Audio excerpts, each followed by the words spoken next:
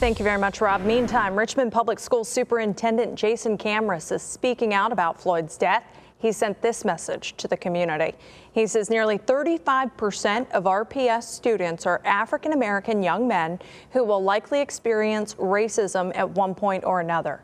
Camrus is urging white families to discuss Floyd's death with their children and educate them about America's history of violence and racism.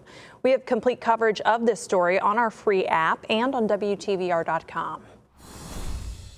The Weather Authority is working for you tonight. Chief Meteorologist Zach Daniel is tracking the possibility of some storms that could move through central Virginia. What are you seeing on the radar, Zach? Yeah, not as much as earlier today. A lot fired up earlier this afternoon. A lot of lightning with some of these storms and torrential rainfall, but everything has kind of weakened very quickly.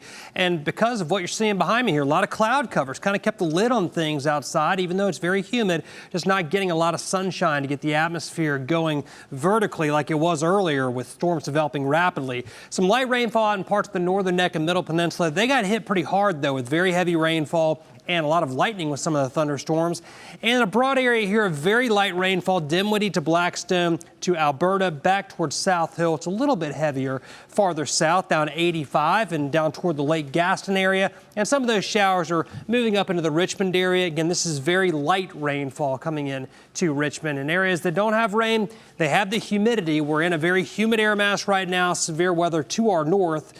In states to our north. That cold front is going to bring an end to this run of high humidity, make things very comfortable by the end of the weekend. Temperatures upper 70s and low 80s right now. For tonight, just a low end chance for some showers, maybe an isolated thunderstorm, still in the low 70s by 11 o'clock. We'll talk more about a nice cool down, but also potentially our first 90-degree day of the year. It's on my 7-day. That's straight ahead. Thank you, Zach. We are learning new details tonight about the man who was arrested for shooting a Chesterfield police officer and then leading law enforcement on a manhunt for more than 14 hours. Crime Insider John Burkett has been looking into Lionel Alexander's criminal history. John, what were you able to find out? Well, Candace, according to court records, Alexander has a long list of charges, some violent. The latest group of felonies comes from that shooting you spoke about 3 days after he walked out of Henrico jail.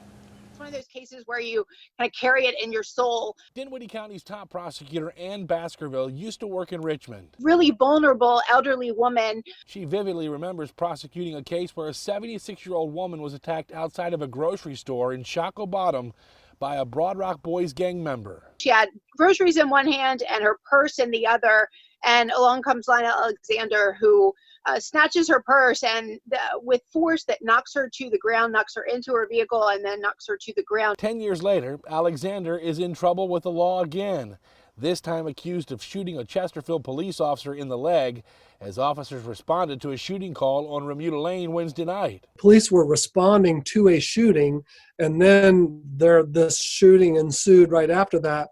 You know, the ballistics experts can match up cartridge cases. There's very identical markings that are put on those cartridge cases by the firing pin. Crime Insider sources tell me Alexander had been locked up for a probation violation but bonded out of Henrico jail Sunday, a $1,500 secured bond granted on April 15th. The bond that he was released on to begin with would be revoked immediately, and he'd be held. Whoever posted that bond could be in jeopardy of losing the bond. Alexander was taken into custody Thursday with help from the U.S. Marshals Fugitive Task Force, charged with several felonies including attempted capital murder of a police officer.